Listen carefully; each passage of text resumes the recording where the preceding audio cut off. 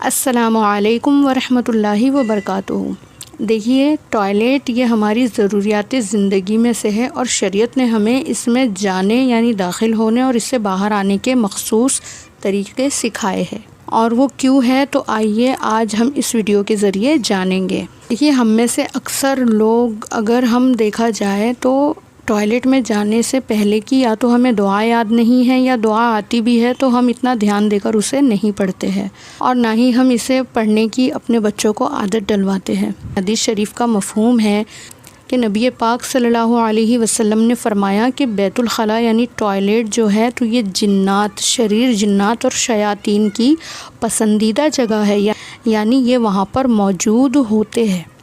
اور جب کوئی بندہ دعا کے ذریعے یعنی دعا پڑھ کر ٹوائلٹ یعنی بیت الخلاء میں داخل ہوتا ہے تو وہ ان کی تمام شرارتوں سے محفوظ ہو جاتا ہے، یعنی اللہ تبارک و تعالی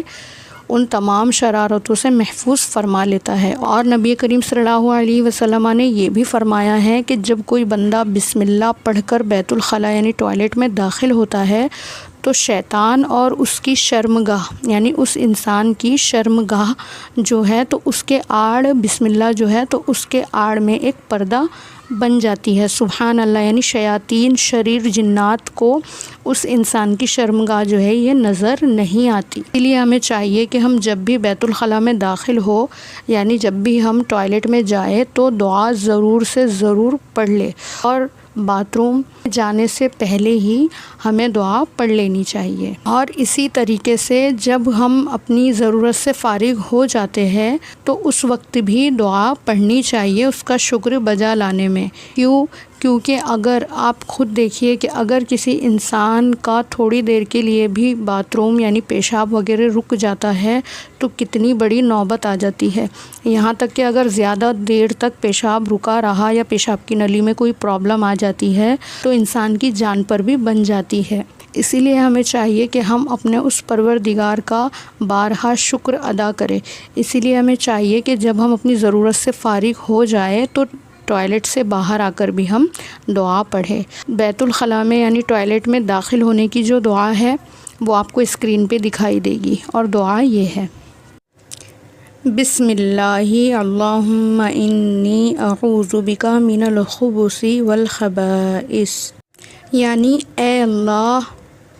میں تمام شریر جنوں، مردوں اور عورتوں سے تیری پناہ چاہتا ہوں۔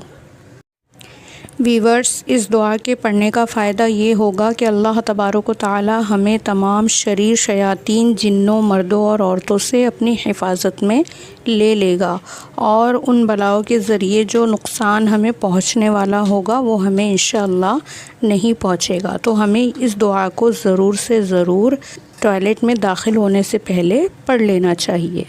اور بیت الخلاء سے یعنی ٹوائلٹ سے باہر نکلتے وقت اگر ہمیں دعا نہیں بھی آتی ہے تو ہم صرف اللہ کا شکر ادا کرتے ہوئے اتنا کہہ سکتے ہیں: الحمدللہ، یعنی تمام تعریفیں اللہ تبارک و تعالیٰ کے لیے ہے۔